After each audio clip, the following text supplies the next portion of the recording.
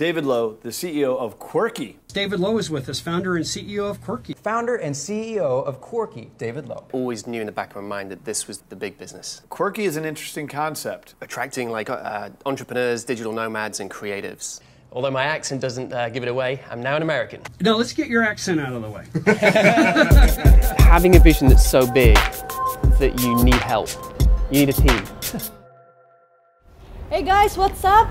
Welcome back to Lydia Isnanto Channel, and right now I am in the San Francisco with amazing human being. His name is Dave Lowe. He is the founder and the CEO of Qwerky, which is the co-living community for like-minded people. You're gonna launch Qwerky next year, early next year in 2018.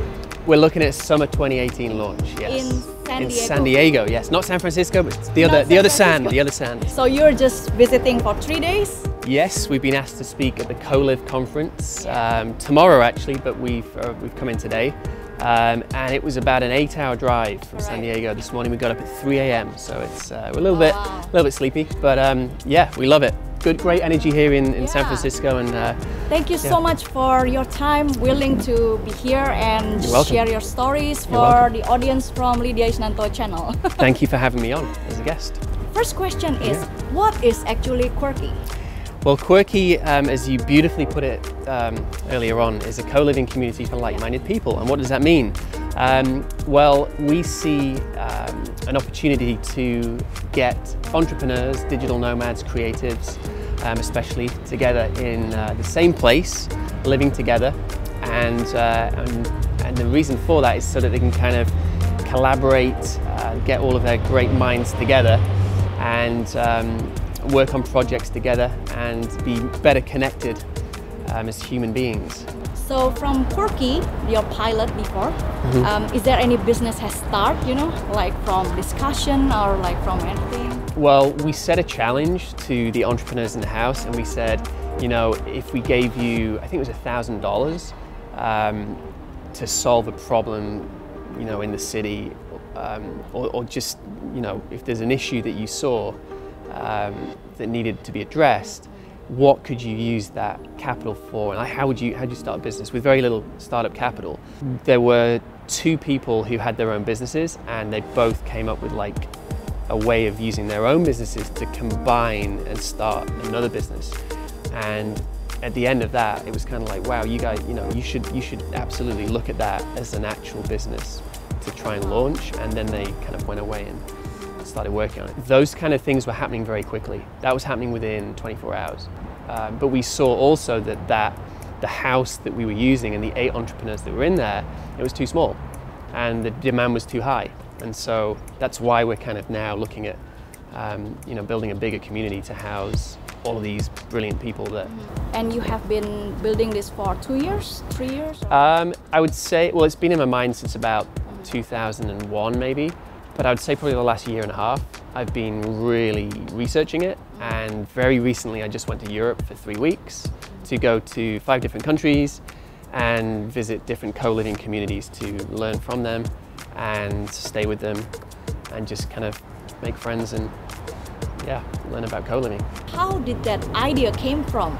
Of you building such an amazing place, entrepreneurs come together and then they start building something out of strangers, and where did that passion came from? It came from a personal frustration. So I moved to London in 2001, and I kind of did the corporate thing for a little while, and I got to the point where I knew I wanted to launch my own business. But I just didn't know where to start, and the city was so big and everyone was everywhere. And so I started going to networking events, and then I was kind of taking my entrepreneurial ideas home to my roommates, and they were all like bartenders and marketing people, so they were all sort of, you know, very different people, and they didn't understand what I was going through, trying to get a business off the ground on my own. They said, "You're crazy, who do you think you are, Richard Branson?" And so that's kind of, you know, that was the mentality I found over there. And so I just had this kind of desire, I guess, to be in a living environment with people like me. That was the simplest kind of way of thinking. And I went through, because I felt very disconnected from entrepreneurs in a living environment, especially, And I didn't have that emotional support system. I went through kind of periods of depression in London, and then I suddenly had this kind of moment where I thought, co-living is, and this is almost before co-living was a thing, and even before co-working, I just thought this co-living needs to be in the city, and it's something that I desperately needed. Eventually I got to the point where I was like, I want to leave London and move to the US and become an entrepreneur and try things over here, and things have got much better in the US. And obviously, well, I exited my first business earlier this year, and so I can now focus on Qwerky like 100% and finally realize this vision. Well, my dad ran his own business successfully for about 30 years before he sold it. So I think that was where the idea of running my own business came from. But then my dad had taken over that business and run it successfully, whereas I wanted to start my own. So I was getting frustrated with maybe industries, and I thought I could do better at that, and started thinking, why am I thinking like that? You know, is it because I'm just kind of, you know, frustrated with things or angry? And then I thought, no, that's my entrepreneurial kind of something inside calling that's saying, you know, listen to those thoughts. That's you can, if you're frustrated with something, you know, instead of complaining about it, try and create a solution to that problem. And that was when the idea of building businesses came to me. If there's one advice you would like to give for the audience who are currently have the visions, but there's a lot of struggle, so what advice you would give as according to your experience? Number one, apply to Qwerky. Yes, Quirky. Number one.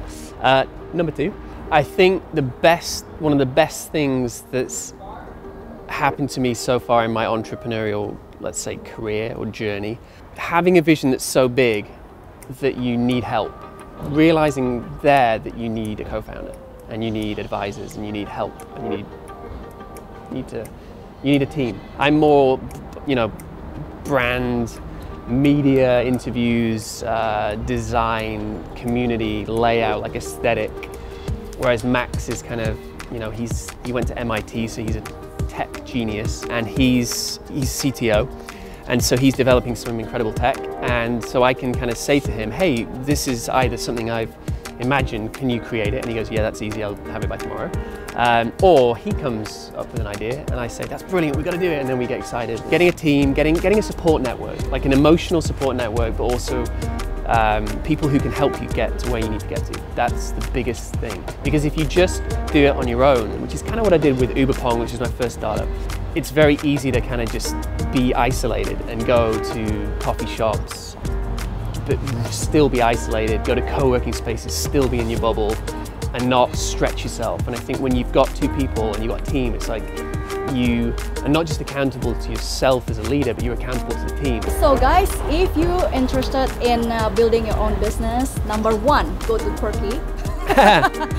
Okay, because number two, you need a co-founder. I mean, you need a team basically. So find the right people, get involved with the like-minded people, and if you have a chance, please come to San Diego to Qwerky. I was going to say we're on social media, Instagram, Twitter, Facebook, at Qwerky Coliving, and we've got a YouTube channel, but just search for us on YouTube, and you'll find us just Qwerky Coliving again.